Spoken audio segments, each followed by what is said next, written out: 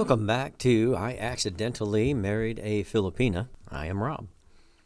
After landing in Manila and making my way through immigration, I find my way to the baggage claim and patiently wait for my one checked bag full of America's sweets and trinkets designated for Louette's family. I grab my bags and head towards the restroom to freshen up and take off my winter traveling clothes to change into a short-sleeve shirt as it is 11 p.m. and still about 93 degrees in Manila. I walk out of the restroom and head towards the one exit door that you're allowed to use, and as the giant sliding type doors open, there is a sea of Filipinos 20 yards across the street behind a short fence. Between me and the crowd is 3 lanes of street and armed guards keeping the Filipinas from rushing the road to see their foreigner with their entire family in tow. Everyone is wearing a mask. It is mandatory, and I have my contacts in, and I really can't discern one Filipina from the other. There had to be 150 people across the road, and they were all dressed in the same shorts, t-shirt, and sandals. They all had long black hair and brown faces covered in a mask, and I don't see Louette anywhere. I have to be in the right place. It has got to be easy to pick me out of the crowd, as I'm the only white guy standing there looking lost.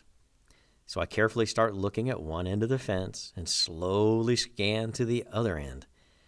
Every single black-haired short Filipina looks like it could be her, but none of the crowd reacts to me.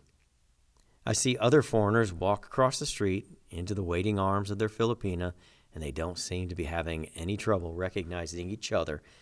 So I walk towards the other end and just stand there in hopes that she has just arrived late and can't find me yet. 5 minutes in that location, and nobody stirs. So I walk back to the middle by the exit door, as that is where someone would naturally think to look for their passenger. 5 more minutes of awkwardly standing, and although there are still about 100 people standing 3 deep at the fence, nobody is making any moves in my direction. I'm starting to panic. I have seen videos where the Filipina gets cold feet and just doesn't show up to the airport, or they were too shy to approach their foreigner and hid behind a pole. It has been 30 minutes of standing in front of the International Arrivals Gate, and the dream seems to have died on arrival.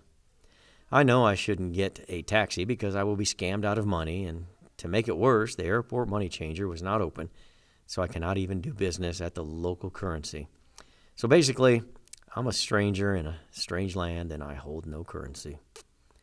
I walk down to the taxi line to see if the driver will accept American dollars to take me to whatever hotel is nearby, until I can reassess my trip and make new plans after a good night's sleep.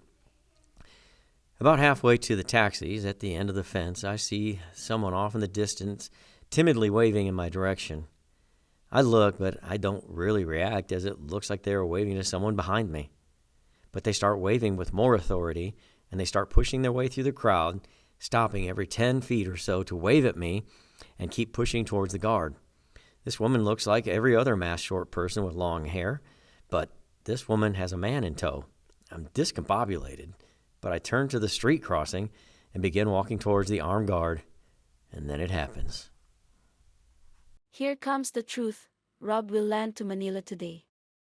Being 2 years of long-distance relationship, we are finally closing the distance later because he will arrive later tonight. Finally, I can meet him personally.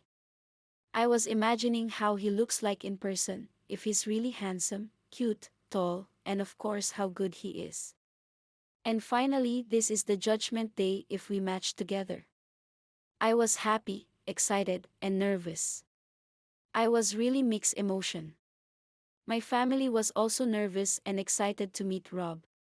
Before going to airport, I checked everything, the room where he stays, that's make him feel comfortable because I'm sure he's very tired from his long trip from United States to Manila, Philippines. I know he wants a good night's sleep too when he reached my house. It's time for me to go to the airport to pick him up. My heart beats so fast, my legs are shaking, my hands is so cold. I can't really say a words because of nervousness.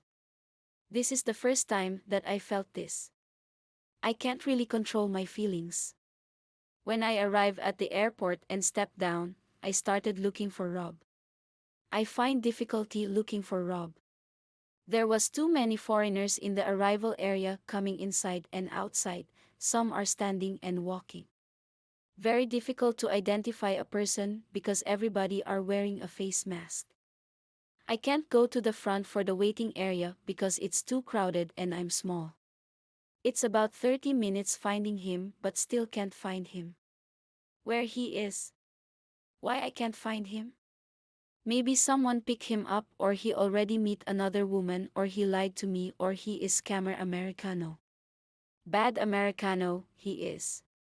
When I got a chance to go the front, I saw a man standing alone wearing his mask between bay 8 and 9. I remember his bag, it's color blue. I was thinking it's Rob. Before I waved, I breathed deeply because here it is, I can be with him. When I waved my hands, he walked faster and hugged me. I felt so nervous and happy that finally after talking online because of pandemic I meet him personally and I'm not going to use my phone to call him. I can talk to him now unlimitedly because we are together now.